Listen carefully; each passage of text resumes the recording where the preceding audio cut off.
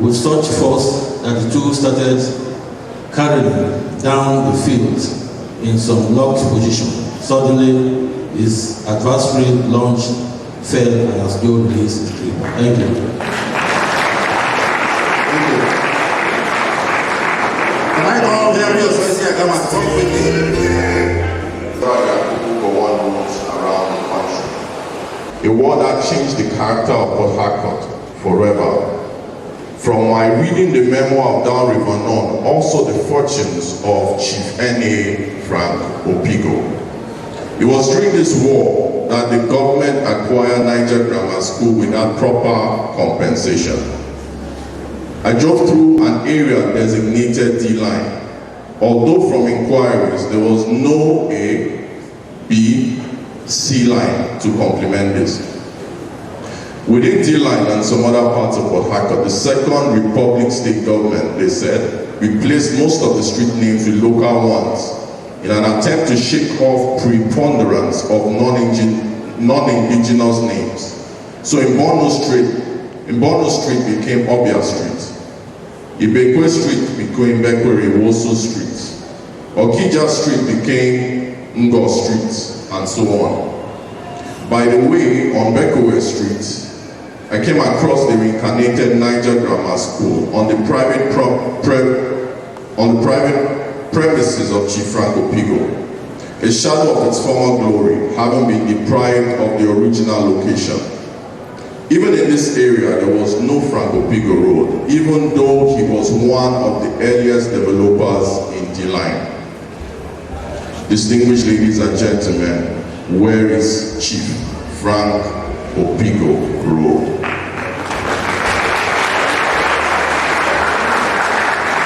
When I drove through Azikiwe Road, yes, the first president, the Secretariat Complex being another. At the town and Borogri ends of Port Harcourt, some other street names elicited the same question I asked about Moscow Road. The personalities, Bernard Carr, Victoria, Churchill, Harold Wilson, must have some historical connection with Port Harcourt, I surmised. I made a point in my journal to find out later.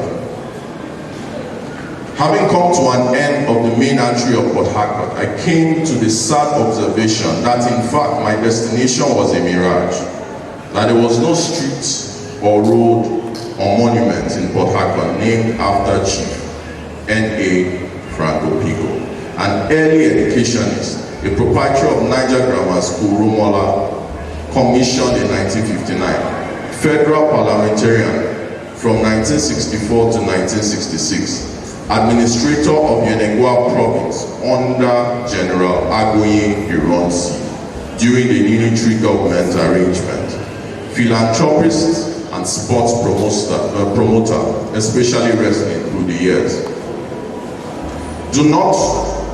But not to worry. This state creation thing might be diminishing some personalities unduly because of some artificial boundaries. I set out on the east-west road to Bayelsa, where I was shown not only to find my destination of Chief Frank Opigo Road, but monuments thereof.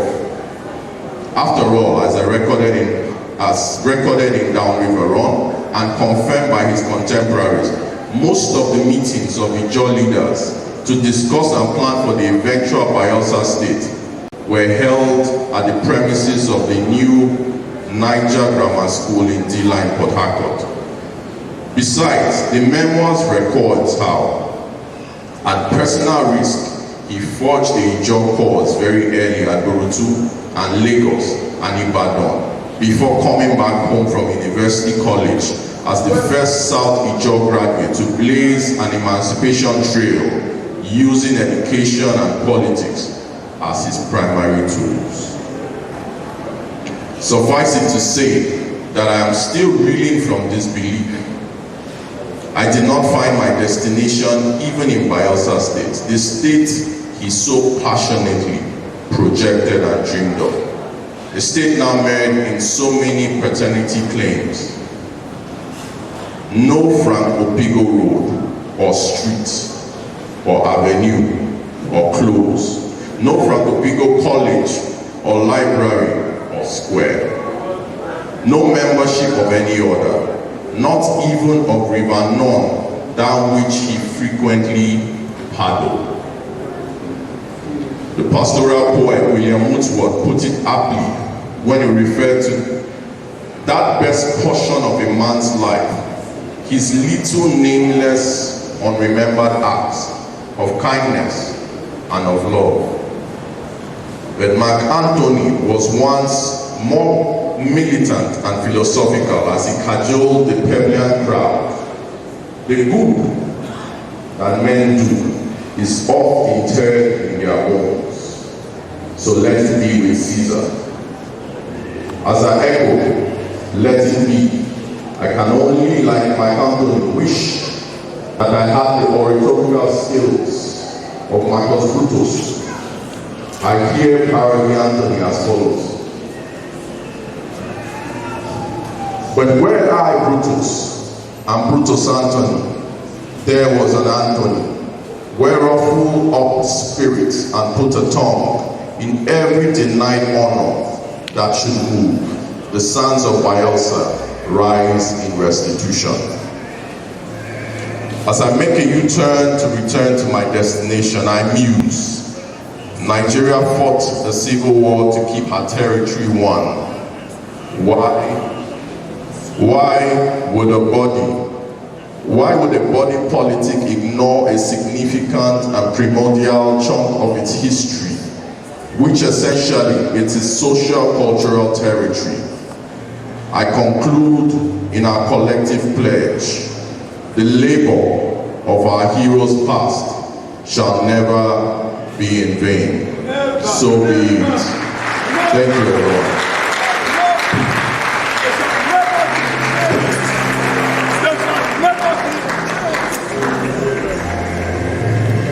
The labor of our hero, our traditional ruler, will never be in vain, even if it is not today. And oh, someday, somehow, the labor, the fruits of this hard work will come to play prominence in Jesus' name. Because there are ministers here, we say that so that once we say amen, it will happen that way. Professor Kim said, Amaibi, BA Okoko, BA first class honors, MA first class average, PhD with distinction, Officer of the Order of the Federal Republic. Christian Cornelius Kimsey, as fondly called by friends and colleagues, was born on the 28th of July 1940 at Una in Banai Clan, Yanagua local government area of Bayelsa State. In the period of Kimsey's childhood, it was most likely that young boys and girls were first taught the craft of canoe cabin and paddling for survival because of the peculiar terrain of this part of the Niger Delta. Kimsey's parents went beyond this. They introduced him to Western education very early in life, an indication in those days of it. The discourse on the impact of the oil industry in the Niger Delta often overlooks its impact on education. Emphasis is placed on the environment, the economy, social structure, and peace building. Oil-based environmental degradation, the resultant productivity losses and occupational disorientation, population displacement due to forced migration, and violence have been highlighted as the fundamental impacts of crude oil production.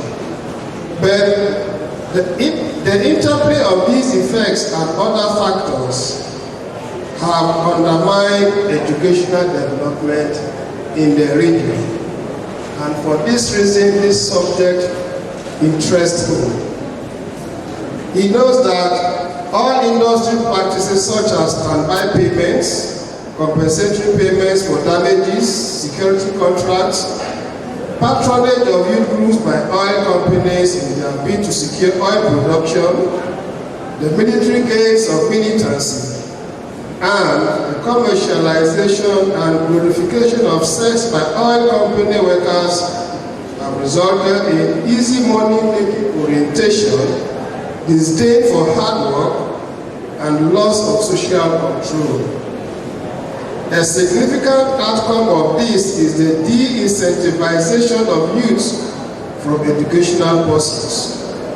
Teenagers and older females drop out of school due to early and unplanned pregnancy arising from exposure to oil-related sexual activities, just as male youths abandon school to engage in crude oil theft for refining or sale, among others.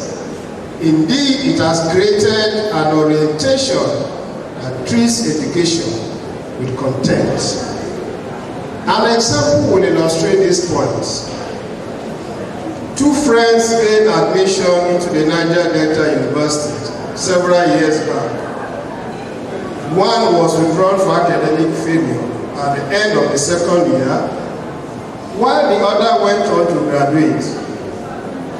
At the end of the national service, the one who had graduated, not having a job, depended on a school dropout friend who, having become a militant, had become very rich. The school dropout told his friend one day, he said, "I pity you. After graduation, no work.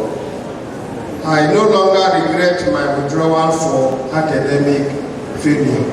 Quote. Significantly, Mr. Chairman, children who are exposed to the wealthy living of former agitators or generals, as we now prefer to call them, see them as role models, not because of the activities they engage in, but the wealth they have acquired thereof. Given that the militia activities were not driven by or anchored on education, these young ones would most probably grow up holding education with contempt. Youths now see government policies on education as a means to make money and not to acquire skills and/or knowledge. Some years back, the Bayelsa State government trained about 500 youths on how to repair GSM handsets.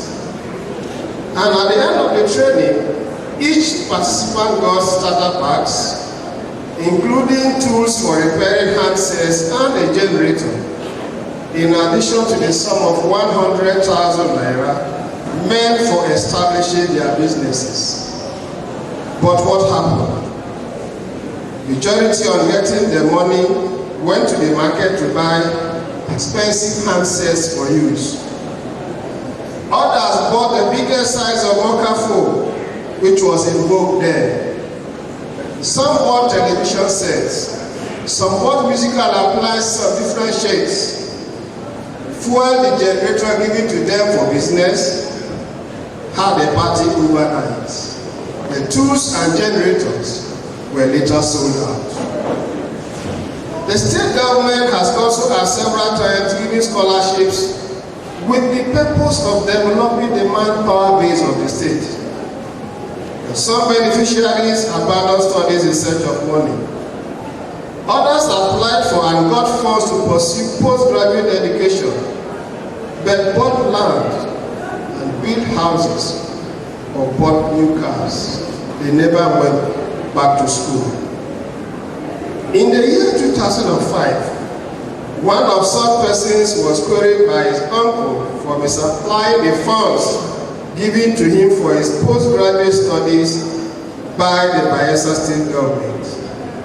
And he retorted sharply. He said, "It is my share of the oil money." Also, the oil companies have at several times trained youths to acquire skills. But in the end, majority end up selling out the starter packs given to them for the purpose of establishing their businesses. Mr. Chairman, sir, the point to note here is that the passion for education, which made some of our fathers and mothers remove their clothes, hold them high above their heads, and swim across creeks and rivers to attend school or write examination has faded out. The same passion which made others walk distances as far as Imbiama to Yenagua, Ibegene to Baran, Imbiama to Biseni, Rumwelumeni, where the University of Education is cited in Port Harcourt, to Abale Park in Maitre, has equally died. The present generation asks for comfort, and when you rebuke them and attempt to teach them lessons on social responsibility and moral virtues of hard work, you are reminded that we have oil money, and the money should be spent. Most often reference is made to the affluent lifestyle of oil company workers, contractors to oil companies, or community members who are engaged with the oil companies, legally or otherwise. We always do not fail to point at public office holders who they consider the custodians of our oil money. The point here is not that students do not deserve comfort, or that the government and parents should not provide the needs of citizens or children in school, but that the new value orientation treats education with contempt. Significantly, whereas government and other stakeholders have recognized the bigger fortunes of education, concerns are mainly limited to the failure of education to transmit knowledge and skills. The transmission of value, which is critical to development and which has been impacted on more by the oil industry, has been overlooked. Peace-building policies in the Niger Delta that focus on education only emphasize passing on skills and knowledge as a means to economic development. This clearly is a predicament. It is a huge challenge to our development and peace building. It perhaps may keep us in the crisis of development for a longer time to come. The Niger Delta demand for resource control is to engineer development, to encourage the inflow of development funds for sustainable development. Significantly, this is only predicated on the right type of education, which has the following elements. 1, the moral capacity to pursue development objectives in a socially productive manner. 2, moral discipline, which requires that we should do the right thing, the right time, the right measure, whether it is convenient or not, and a healthy respect for hard work and dignity of labor. To be sure, Mr. Chairman, the development of the Niger Delta is a critical factor for achieving sustainable peace, but this cannot be achieved with the present values that neglect hard work and advocates for moral education, which seeks the following goals. A morally educated individual possesses factual knowledge, values morality, ability to communicate with others, and the understanding of his feelings and those of others. Education, formal or informal, lays the basis for value formation and moral behavior through the transmission of value systems and an enduring organization of beliefs along a continuum relative importance from one generation to another. My point is that moral values enhances peacefulness, the condition of human society that is characterized by a relatively high degree of interpersonal harmony. The explanation is that moral virtues enhance social cohesion. Moral virtues such as honesty, empathy, truthfulness, respect for the right